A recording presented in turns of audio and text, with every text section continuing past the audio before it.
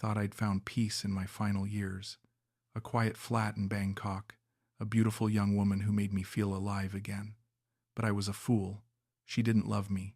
She loved my pension. And by the time I understood that, I'd already lost everything. My savings, my dignity, my way home. This is how a 6'9" man from Scotland ended up broke and broken in a city that doesn't forgive mistakes. I wasn't planning to tell this story. Not like this. Not to strangers on the internet. But then, 3 days ago, I got an email. It was from someone who's been watching this channel for over a year now, one of you, actually. They told me they'd been following along, listening to the stories I share, and they said something that hit me harder than I expected. Your honesty helped me see my own mistakes before it was too late. When I read that, I don't know, I had to step away from the screen. My hands were shaking. Not from fear, but from something else, maybe relief, maybe shame, maybe just the weight of knowing that my mess, my failure, might actually mean something to someone else. I sat there in my little room, staring at those words, and I felt this strange mix of gratitude and grief. Because if my story can stop even one person from making the choices I made, then maybe, just maybe, it wasn't all for nothing. Before I go any further, I need to ask you something. If this story resonates with you, if you've ever felt foolish or lost or like you gave everything to the wrong person, leave a comment. Hit that like button. Subscribe if you haven't already. And tell me, where are you watching from tonight? I want to know. I'm not just talking into the void. To those of you who keep coming back, who've been here through every confession, every painful admission, thank you, truly. You don't know how much it means to have people who listen without judgment. You've given me something I thought I'd lost, a reason to keep speaking. Let me take you back to where it all started. I'm 30,000 feet above the earth when it hits me that I might be making the biggest mistake of my life. The plane hums around me, engines droning like they're lulling everyone else to sleep, but not me. My hands are shaking. I grip the armrest until my knuckles turn white, staring out at clouds that stretch forever, white and perfect like cotton wool someone's laid out across the sky. Below me is everything I've ever known. Above me is nothing but metal and hope. And ahead of me, somewhere in that darkness, is Bangkok. I'm 69 years old. Let that sink in for a moment. 69. Most men my age are settling into retirement, playing golf, bouncing grandkids on their knees, planning coach trips to the Lake District. Not me. I'm fleeing, running like a criminal, except my crime is loneliness and my sentence is the rest of my life. The woman next to me shifts in her sleep. She's maybe 40, business suit, expensive laptop bag shoved under the seat. She has no idea what it's like to wake up every morning and remember your wife is dead. To sit in a flat that smells like old cooking and damp and silence. To have your own daughter stop calling because you remind her too much of grief. Margaret died 3 years ago. Breast cancer. 42 years of marriage. Gone in 18 months of hospitals and hope and then nothing. The first year after, people checked on me. Neighbors. Calling from the warehouse. Margaret's sister Jean. But sympathy has an expiration date. By year 2, the phone stopped ringing. By year 3, I'd become invisible. Just another old man shuffling through Tesco, buying microwave meals for one, going home to watch television shows I didn't care about until I fell asleep in my chair and woke up with my neck screaming at 3 a.m. I couldn't do it anymore. The flat became a prison. Every object was a memory. Her reading glasses on the side table, the chipped mug she used every morning, the indent in the couch cushion where she used to curl up with her romance novels, the ones she said were rubbish but read anyway. I'd sit there, in the silence, and feel myself disappearing, becoming less real every day. So I made a decision. I found the expat forums online. Read stories about men like me, retired, alone, stretching their pensions in Southeast Asia, Thailand, Vietnam, Philippines, places where the sun actually shines, where a pint doesn't cost £6, where maybe, just maybe, a man could feel alive again. I didn't tell anyone. Not at first. I researched, calculated. My pension was £900 a month. In Thailand, that could be enough. A small flat, street food, a simple life, no more gray skies, no more silence. When I finally told Colin, we were at the pub. He stared at me over his Guinness like I'd announced I was joining a cult. "Bangkok?" he said, his voice too loud. The bartender looked over. "Angus, you're 69 years old. What in God's name are you going to do in Bangkok?" "Live," I said. He laughed. Thought I was joking. When he realized I wasn't, his face changed. Concerned, pitying. "You can't just run away from grief." "Mate, I'm not running from grief," I told him. "I'm running from dying alone in that flat." He didn't understand. How could he? He still had Linda, still had Sunday roasts and telly dates and someone to say goodnight to. I had nothing. I sold everything. The car went first, then the furniture. Margaret's sister asked if she could have the china set, the one Margaret's mother had given us. I said yes. I didn't want any of it. Reminders, anchors, things that kept me trapped in a past I couldn't live in anymore. I packed 2 suitcases, clothes, documents, a photo of Margaret that I knew I'd never look at but couldn't leave behind. Bought a one-way ticket, told the landlord I was leaving. He didn't care.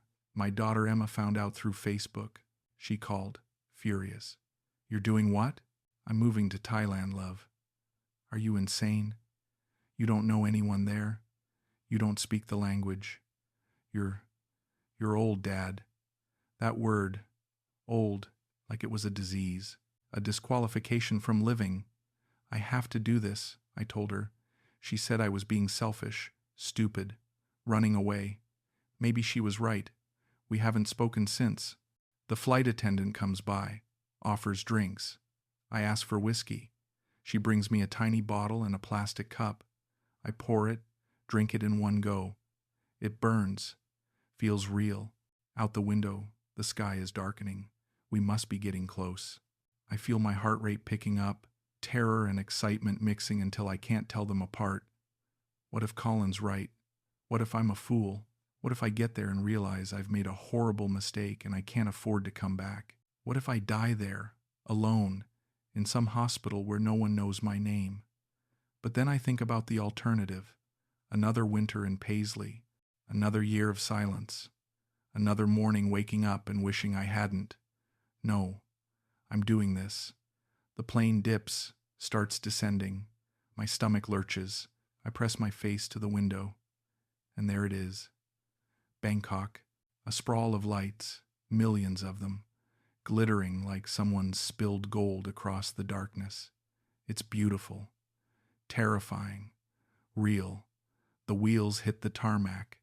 The plane shudders. People around me clap. I don't. I'm too busy trying to breathe. This is it.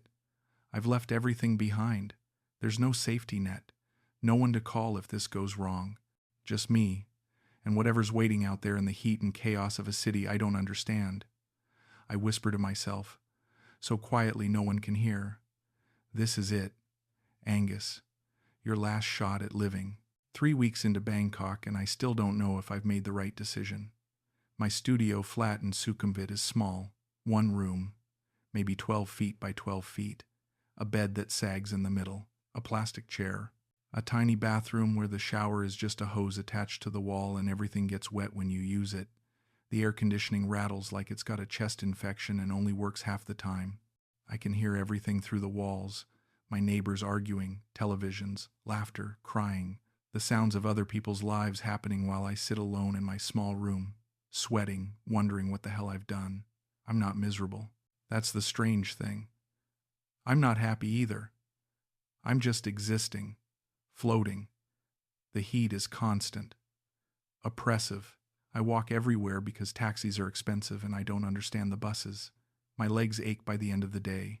I visit temples because they're free and peaceful. Sit in the shade, watch monks, try to feel spiritual. Mostly, I just feel tired.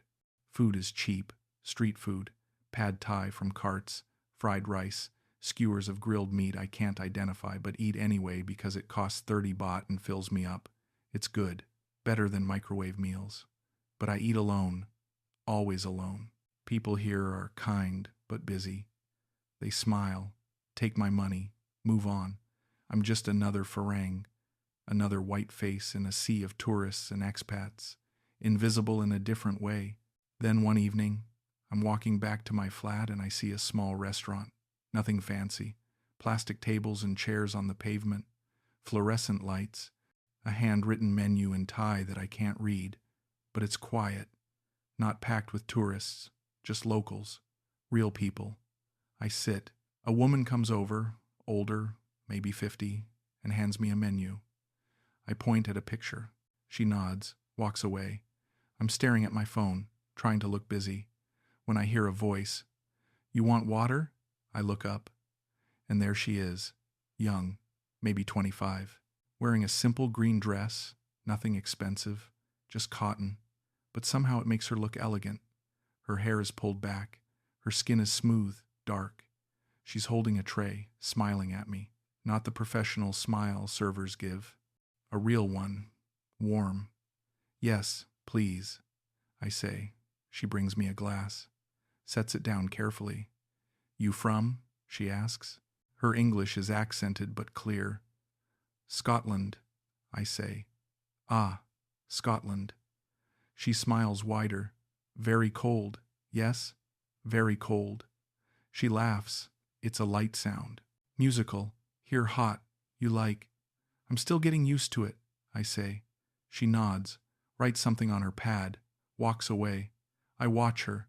I can't help it.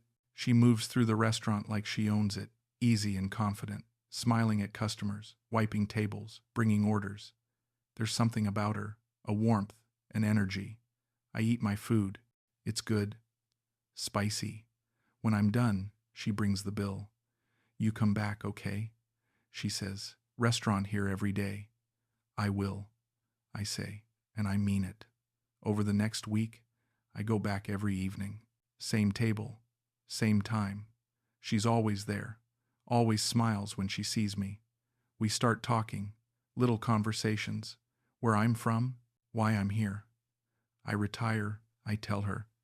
"Want to live somewhere warm. Thailand good for retire," she says. "Cheap, friendly people. What about you?" I ask. "You from Bangkok?" She shakes her head. "I from village, up north, Chiang Rai province. Come Bangkok for work." "Do you like it here?" She shrugs. "Is okay. I send money to my mother. She's sick. I have younger brother. He want go university. Need money for that too." "That's a lot of responsibility," I say. "Is normal," she says. "Thai people take care family." I nod. There's something admirable about that, something I've lost. My own daughter won't even speak to me. One night, she brings me extra spring rolls. "Free," she says. "You good customer." "You don't have to do that," I say. "I want." She sits down for a moment, which she's never done before. The restaurant is quiet, almost empty. "What's your name?" she asks. "Angus." "Angus." She tries it out, smiles. "Funny name. What's yours?" "Watchery." "Watchery." I repeat. She nods. "You say good." We talk for maybe 10 minutes. She tells me she wants to open her own shop someday. Sell clothes. Nice clothes for Thai women and foreign women. But need money first, she says. Lot of money. Maybe never happen. "It could," I say. "You're young. You have time." She smiles, but there's sadness in it. Time, not enough. Need luck too. When I leave that night, she walks me to the door. "You nice man." "Angus," she says. "Not many farang nice like you." I don't know what to say. I feel something in my chest. Warmth, hope, something I haven't felt in years. The next evening, as I'm paying, she slides a napkin across the table. There's a phone number written in blue ink. "Message me," she says. "We talk more. I like talking to you." I take the napkin, stare at it. My hand is shaking. "Okay," I say. She smiles. That warm, real smile. I walk home through the humid Bangkok night. the napkin folded carefully in my pocket. My heart is racing. My mind is spinning. When was the last time someone gave me their number? When was the last time anyone wanted to hear from me? I know what this is. I'm not stupid.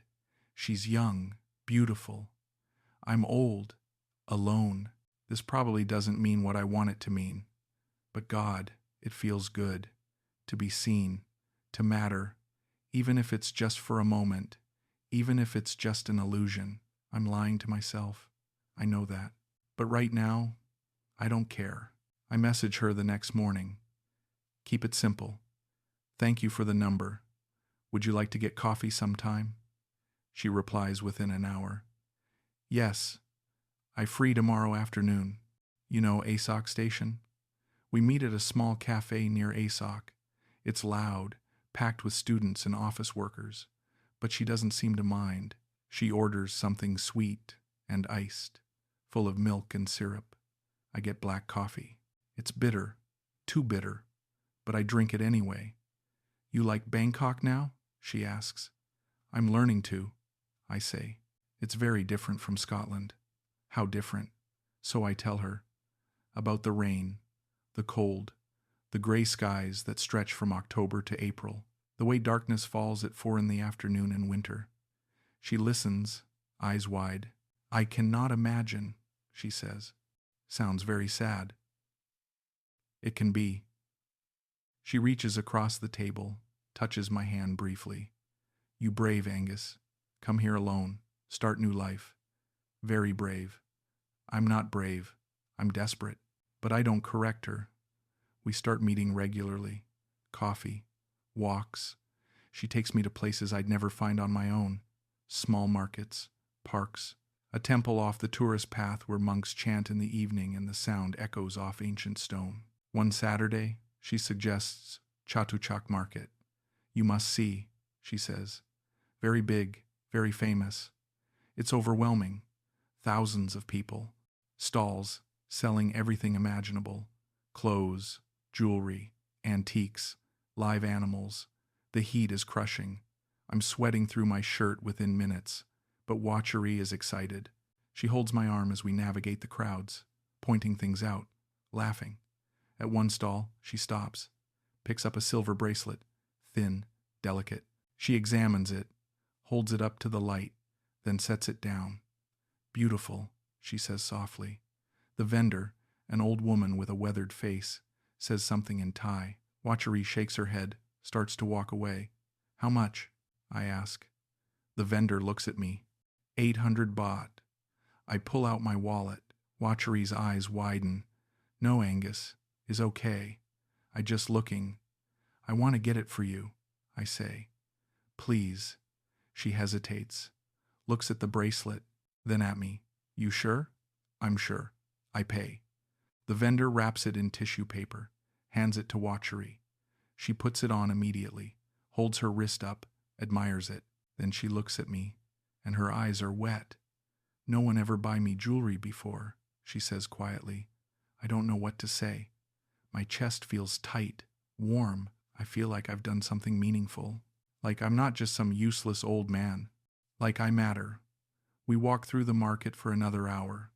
She doesn't let go of my arm. One evening, she invites me to her apartment. Is not nice like your place, she says. But you come? I cook for you? I say yes. Her neighborhood is nothing like Sukhumvit. Narrow streets, crumbling buildings, laundry hanging from every balcony, motorbikes parked everywhere, children playing in alleyways.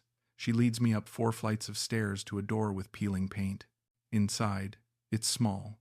1 room, a mattress on the floor, a hot plate, a fan that rattles, a tiny bathroom behind a curtain. But it's clean, organized. Sorry is small, she says. Is okay, I tell her. It's nice. She smiles, relieved. She makes us dinner, fried chicken and sticky rice. We sit on the floor, plates balanced on our laps. Tell me about your family, I say. She's quiet for a moment. Then she starts talking about her mother, about her diabetes, how the medication is expensive and sometimes they can't afford it, about her younger brother who's bright, Wants to study engineering, but the university fees are impossible. Is hard, Angus, she says. I send money every month, but never enough. I work 6 days, send 5,000 baht, sometimes 6, but never enough. 5,000 baht. I do the math. About 130 pounds. Not much to me. To her, it's everything. What if I helped? I say. The words are out before I can stop them. She looks up, shocked. What? Just a little, every month. For your mother's medicine, your brother's school. She shakes her head quickly. No, Angus. Cannot. You already so kind. Cannot ask more. You're not asking, I say. I'm offering. She stares at me. Then she looks down at her plate. Why you want help me? Because I can, I say. And because you deserve it. She's quiet for a long time. Then she reaches across, touches my hand. You have good heart, Angus. Very good heart. That night, as I'm leaving, I see them. By the door, men's sneakers, new, Nike. Too big to be a child's. Definitely not women's. I freeze, stare at them. Whose are those? I ask. My voice sounds strange, tight. She glances over. Oh, my friend. He leave here last week. I give back next time. Friend? Yes. Friend from village. He visit Bangkok. Stay here one night. Very normal. She says it so casually, like it's nothing. Maybe it is nothing. I nod. Okay. But as I walk home through the humid night, my chest is tight. My brain is screaming. Wake up. This isn't real. Those shoes are new. Men don't leave new shoes at a friend's place. She has someone. She's lying. But my heart is louder. Desperate. No, she explained it. It's innocent. You're being paranoid. Jealous. Old and pathetic and jealous. I go home. I don't sleep. I lie in bed, staring at the ceiling, telling myself I'm imagining things. But deep down, I know, and I ignore it anyway. A month later, I'm in my flat, laptop open, staring at Thai visa requirements. My tourist visa expires in 2 weeks. I've been putting this off, hoping it would somehow resolve itself. It hasn't. I need an extension, or a new visa, or something. The retirement visa requires 800,000 baht in a Thai bank account. I don't have that. I have maybe 200,000 baht left after rent and living expenses. The forums talk about border runs, flying to Cambodia or Malaysia, getting a new tourist stamp, flying back. But that's expensive and exhausting, and I'm 69. I'm tired. There are agents who handle visas, but the reviews online are mixed. Some people say they're legitimate. Others say they're scams. I don't know who to trust. Watchery notices I'm stressed. We're having lunch near her restaurant. I'm barely eating, just pushing noodles around my plate. What wrong? She asks. Visa, I say. It's running out. I don't know what to do. She's quiet for a moment. Then she sets down her fork, looks at me seriously. Angus, I have idea. What? Why we don't get married. I freeze. The restaurant noise fades. All I can hear is my heartbeat. Married? I repeat. She nods. Yes. Then you get marriage visa. Can stay in Thailand forever. No problem. No need border run. No need retirement visa. I stare at her. Watchery. We've only known each other 2 months. I know, she says, but we close, yes? We care each other. And this help you. Help me too. How does it help you? Security, she says simply. You help me. I help you. We become family. Take care each other. Maybe I can help my mother better. My brother go to school, and you stay in Thailand. Everyone happy. I don't know what to say. Marriage, to a woman I've known for 8 weeks, a woman 44 years younger than me. It's insane, but I don't want to lose her. I don't want to go back to Scotland, back to that flat, back to the silence. You don't have to love me, she says quietly, but we help each other. Maybe love come later, who knows? But first we solve your problem. She makes it sound so logical, so simple. Okay, I whisper. Her face lights up. She takes my hand. Really? Really? She squeezes my hand. You not regret, Angus. I promise. The next day, we go to a visa agent. The address is in a crumbling building off Sukhumvit. We climb narrow stairs to the third floor. The hallway smells like old cooking and damp. The office is small, cluttered. Papers everywhere. A woman sits behind a desk, maybe 50, heavy makeup, tired eyes. She looks up when we enter. Marriage visa? Watchery says. The woman, Pensri, nods. No smile, just business. She pulls out forms. 80,000 baht up front, Pensri says in English. Her accent is thick but understandable. Then 20,000 every year for renewal. You need joint bank account, photos, witnesses, documents from UK, birth certificate, passport copy, proof of address. How long does it take? I ask. 2 months, maybe 3. And it's legitimate? She looks at me flatly. You want legitimate? Go immigration office, wait 6 months, pay more, answer many questions, this way faster. Watchery squeezes my hand. Is good price, Angus. Other agents charge more. I ask my friend. She say Pensri good. I look at the forms, at Pensri's bored expression, at Watchery's hopeful face. 80,000 baht, about 2,000 pounds. I check my UK bank account on my phone. 7,000 pounds. Everything I have left. I transfer it. All of it. Watchery watches the screen. When the confirmation comes through, she kisses my cheek. You trust me, Angus, she whispers.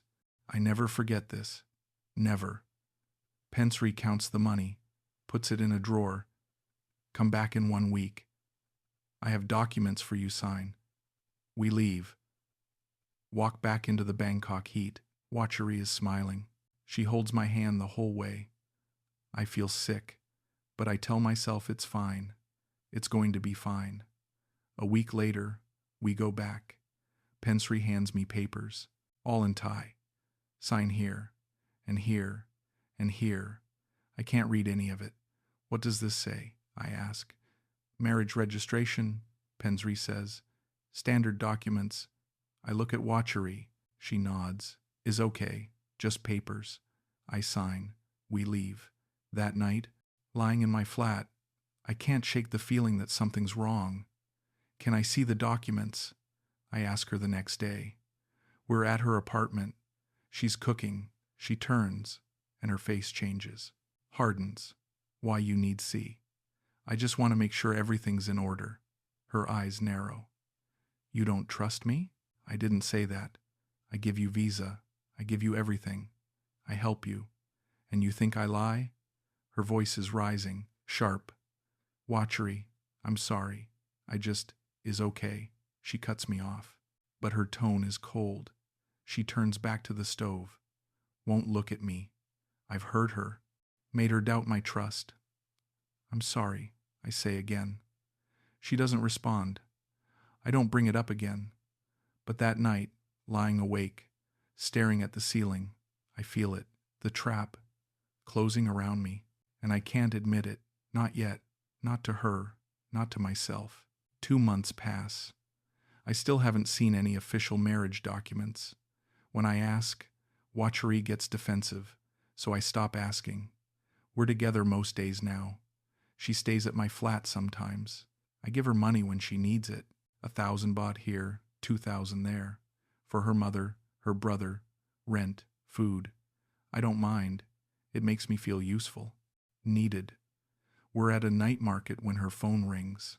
She steps away, presses it to her ear. I watch her face change. Go white. When she comes back, she's shaking. What's wrong? I ask. My mother, she says. Her voice is trembling. She in hospital. My stomach drops. What happened? Her heart. Doctors say she need operation. Now. Or she die. Oh God. Watchery. I'm so sorry. She's crying. Right there in the middle of the market. People are staring. I put my arm around her. How much is the operation? I ask. 150,000 baht, she whispers. I do the math. Almost 4,000 pounds. I don't have 4,000 pounds. I have maybe 500 pounds left in my UK account. Everything else went to the visa. I don't have that much, I say. The words feel like failure. She nods, wipes her eyes. Is okay. I find way. I can give you 20,000, I say. That's all I have right now. She shakes her head. Not enough. Doctors say need all money up front or they not do operation. I'm drowning, watching her fall apart, knowing I can't save her. Let me call my daughter, I say. I don't know why I say it. Emma and I haven't spoken in over a year. But I'm desperate. That night, I call. It rings 5 times. I think she won't answer. Then, Dad? Her voice is cold, distant. Emma, I need your help. Silence. Then, what kind of help? I explain. Watchery, her mother, the surgery. I talk fast, tripping over words, trying to make her understand. Emma listens, doesn't interrupt. When I finish, she laughs. Not a happy laugh, a bitter one. You're being scammed, Dad. She's not. A 25-year-old Thai girl wants to marry you? And now conveniently her mother needs a massive surgery that you have to pay for? Jesus Christ, Dad. Wake up. You don't understand. She's not like that. Her mother really is sick. How do you know? Emma's voice is sharp now. Have you met her mother? Have you seen medical records? Or are you just taking her word for it because you're lonely and desperate? Each word is a knife. Emma, please. Mum would be ashamed, she says quietly. Then she hangs up. I sit there, phone in my hand, staring at the wall, shaking. My daughter thinks I'm a fool. Maybe I am. But I can't let Watcheree's mother die. I can't. I spend the next 2 days asking around. Expat bars, forums. Finally, someone mentions a name. Terry, British guy, older than me. He's at a bar in Nana, red-faced, already drunk at 3 in the afternoon. You need money? He says when I approach. Yes. How much? 100,000 baht, he whistles. That's a lot. What for? Personal. He studies me, then nods. 15% interest. Pay me back in 3 months or it doubles. That's the deal. Take it or leave it. I take it. He makes me sign papers. I don't read them. He counts out the money, hands it to me in a brown envelope. I give it to Watchery that night. All of it. She hugs me so tight I can barely breathe. You save her, Angus, she says. You save my mother life. I never forget. Never. I feel something. Relief. Pride. Love. Maybe love. A week later, I ask how her mother is. We're at her apartment. She's cooking. Good, she says. Recovering. Can I visit her? She stiffens, doesn't turn around. Why? I just want to make sure she's okay. Maybe help with anything she needs. You don't trust me? There it is again, that edge. I do. She in village, Angus. Very far. No easy to go there. Maybe 3 days by bus. And she need rest. Doctors say no visitors. I could fly. No. She turns, her face hard. Why you always not trust me? I tell you she okay. Why not enough? I'm sorry, I say immediately. You're right. I'm sorry. She turns back to the cooking. Doesn't speak to me for the rest of the night. Later, she's in the shower. Her phone is on the floor. It buzzes. I know I shouldn't look. I know, but I do. A line message from someone named B. The message reads, "How much did he give this time?" Another message appears. Old man, so stupid. Then a laughing emoji. My blood turns to ice. I sit there, staring at the screen, unable to breathe. The shower stops. I put the phone down, exactly where it was. She comes out, wrapped in a towel, smiling. You okay? She asks. Fine. I lie. I leave soon after, walk home in the dark. My chest feels like it's being crushed. B. Who is B? Why are they laughing at me? I don't sleep. I lie in bed, staring at the ceiling, watching the fan spin, thinking, denying, trying to find explanations that don't destroy me. I wait 3 days before I say anything. 3 days of pretending everything is fine. 3 days of Watchery being sweet, affectionate, normal. 3 days of me dying inside. We're at her apartment. She's on her phone, scrolling, smiling at something. I take a breath. Who's B? She looks up. What? I saw a message on your phone from someone named B. Her expression doesn't change. She actually laughs. B, my cousin, girl cousin, live in Chiang Mai. Why? The message said, how much did he give this time? And then, old man, so stupid. Her face doesn't change, doesn't even flicker. She asking about money I send my mother. She joke. She have bad humor. Always make joke like that. It didn't sound like a joke. You checking my phone now? Her voice is sharp, accusatory. I wasn't checking. It just, you don't trust me, Angus. She stands up. Always you don't trust. I do everything for you. Give you visa. Take care you. Love you. And you think I lie? I'm not saying you're lying. You old man with bad mind, she says quietly. Each word deliberate. Think everyone try to cheat you. I not like that. I good person. I feel like I'm suffocating. I'm sorry. I shouldn't have mentioned it.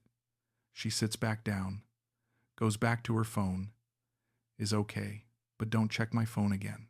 I nod, but I don't believe her. Over the next 2 weeks, I watch.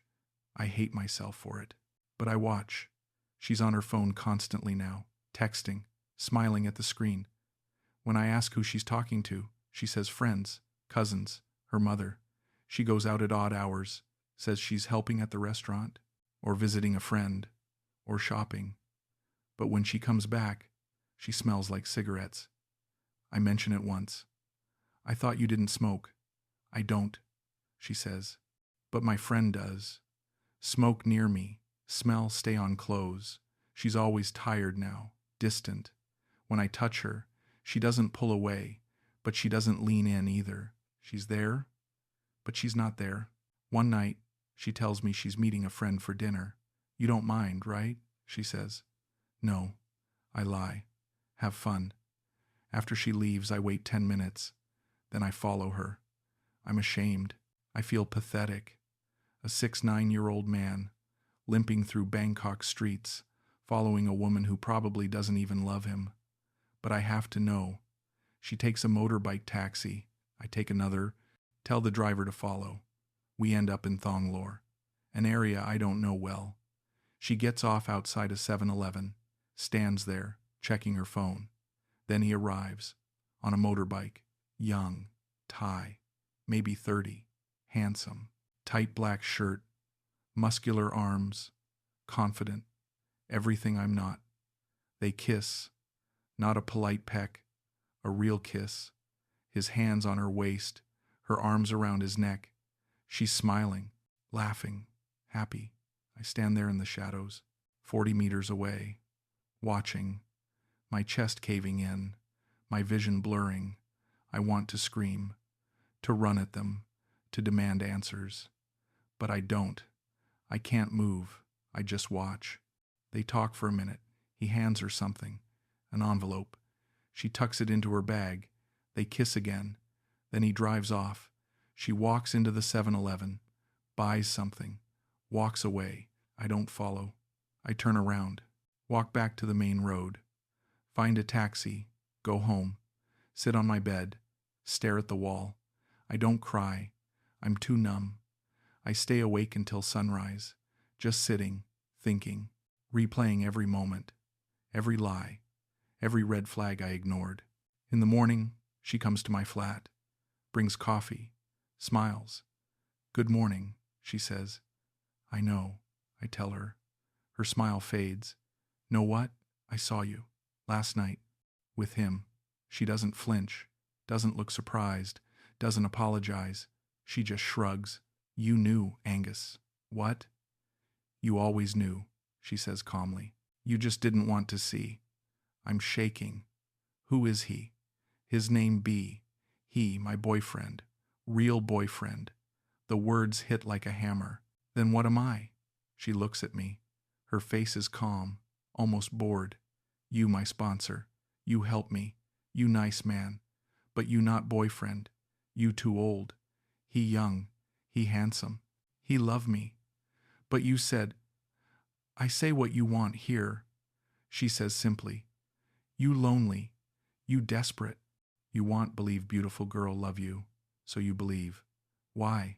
My voice breaks. Why did you do this? Because I need money, Angus. My family need money. B cannot give. You can. So I be nice. I make you happy. And you give me money.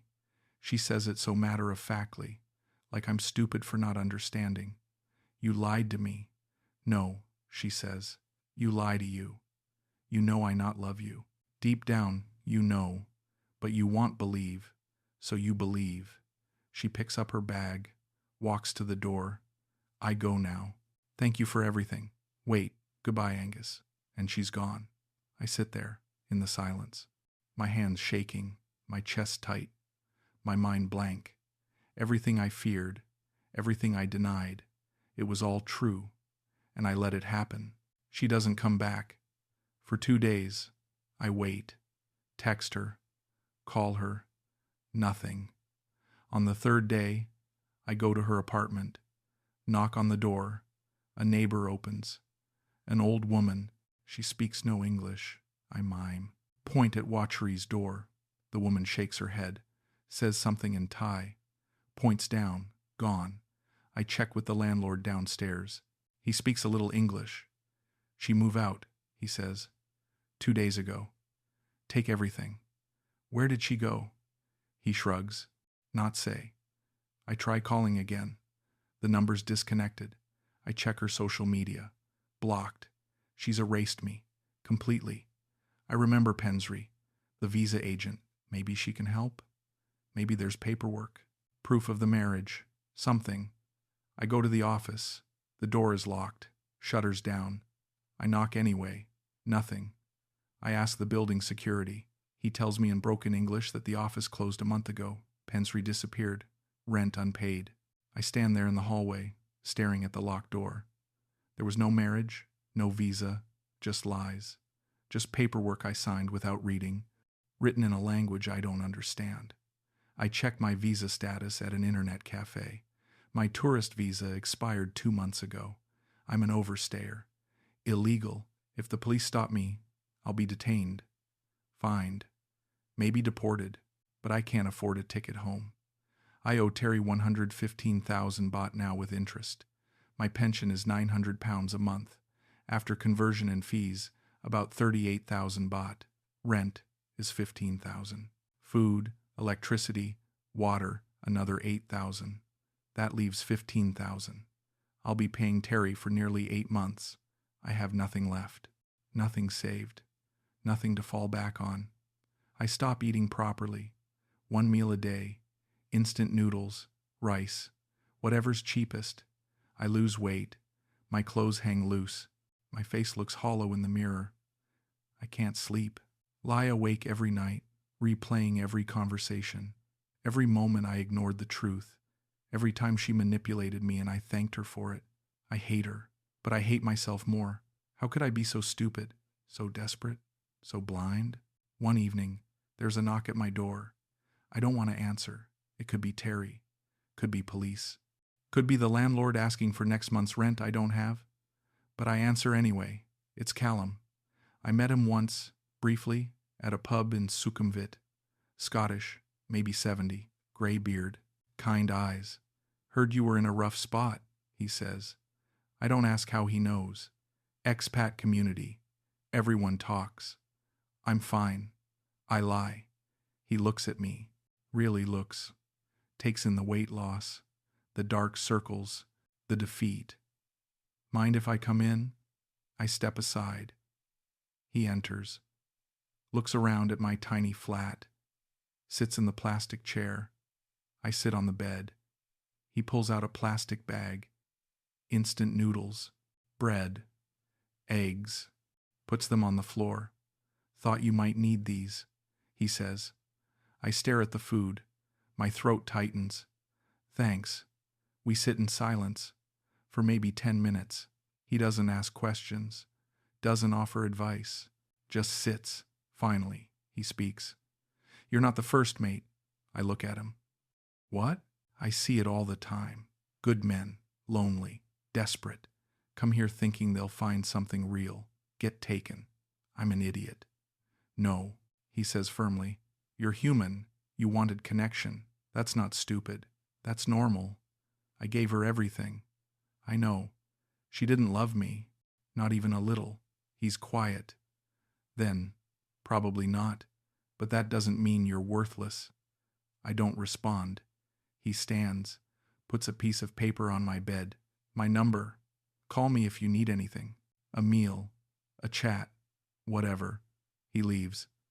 I sit there, staring at the food, at the paper with his number. That night, I cry.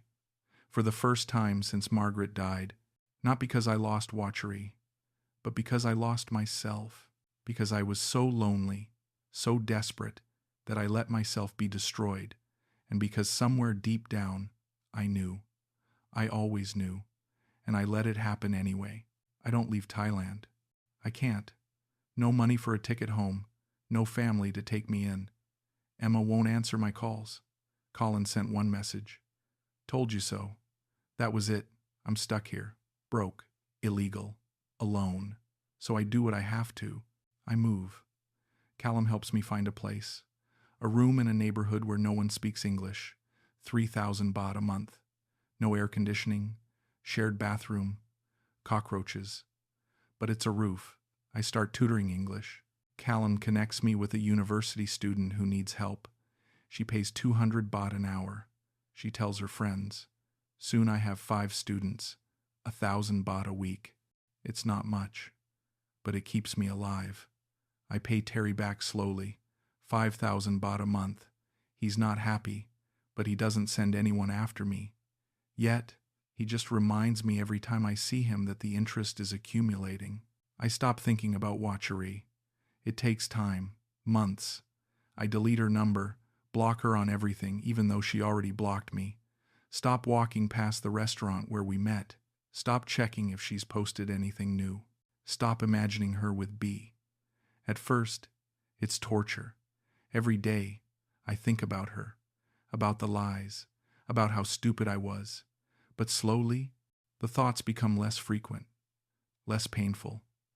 I start thinking about other things, about why I came here, what I was running from, what I thought I'd find. I realize I wasn't looking for love. Not really. I was looking for proof. Proof that I still mattered. That someone, anyone, could want me. That I wasn't just an old man waiting to die. Watchery gave me that proof. For a price. A very high price. One afternoon, I'm tutoring a student named Som. She's 20. Studying English literature. We're reading a Hemingway story. She asks me about my life. Why you come Thailand? I pause. Think about lying, then don't. I was lonely, I say. I thought I could find something here. You find it? I consider. No, but I found something else. What? That I can survive. She nods, doesn't push for more. When the lesson ends, she pays me, then hesitates. My teacher says something once. I don't know if true, but I remember. What did she say? She say pain not bad thing. Pain mean you still alive, still feeling. Mean you not give up yet. I think about that for a long time after she leaves. One evening, I'm walking by the Chao Phraya River, watching the boats. The water is dirty, brown, but the sunset is beautiful, orange and pink streaking across the sky. A monk walks past, old, bald, wrapped in saffron robes. He glances at me, nods. I nod back. He doesn't know my story, doesn't know I'm broke and broken and stuck in a city that doesn't care whether I live or die. But in that moment, I feel something. Not peace, not happiness, just existence. I'm still here, breathing, living. Bangkok doesn't forgive, but it doesn't judge either. It just is. And maybe I'm learning to just be too. I'll never get my money back. I'll never hear from Watchery again. I'll probably die here, in that cramped room with cockroaches and no air conditioning. Maybe in a hospital where no one knows my name. Maybe alone, but I'm still here. I survived the worst thing I could imagine. Losing everything. Being made a fool. Being used. And I'm still standing. Barely, but standing. One day, maybe I'll forgive myself. Maybe I'll stop replaying every mistake, every ignored red flag, every moment I chose denial over truth. Maybe I'll stop feeling like an idiot and start feeling like a survivor. Maybe, but for now, I just get through each day. Teach my students, pay my debts, eat my cheap street food, watch the Bangkok sunset, and tell myself that being alive, even like this, is enough. It has to be enough, because it's all I have left.